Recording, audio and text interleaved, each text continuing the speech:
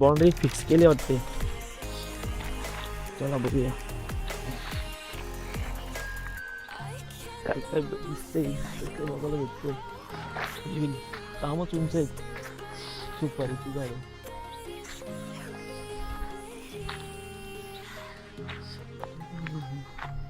बघा. सनराईज दिसतो का तुम्ही?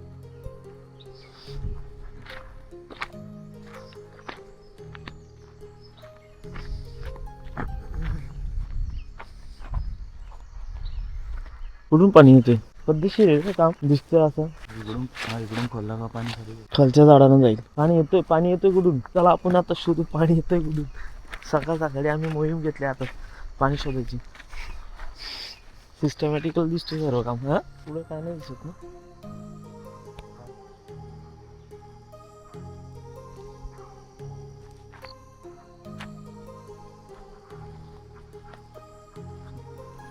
आज आमच्या ट्रिपचा 3रा दिवस आणि आता मी कोकणात आणि इथून मालवण 20 किलोमीटर आहे. गणेशचे नातेवाईक आहेत त्यांच्या इथे आज रात्री आलो आणि तिथे थांबलो. आज सकाळी प्लॅन आहे बहुतेक आम्ही मालवणमध्ये जाणार आहेत. इथे जेवढा आम्हाला आराम करता येईल तेवढा आम्ही आता आराम करतो. नंतर मालवणला मजा करायला जातो.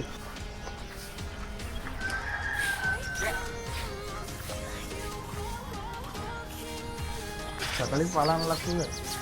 हे बघा इथे कोकणातले लिंब बघा किती मोठे आहेत. एकदम गावठी. नाही भेटणार. पावसामध्ये फांदी लावून टाकायची. भरपूर लागतात. फांदीवरतीच फांदी लावून टाकायची पावसामध्ये. काहीतरी दाखवतात आम्हाला. बघूया बघा म्हशी.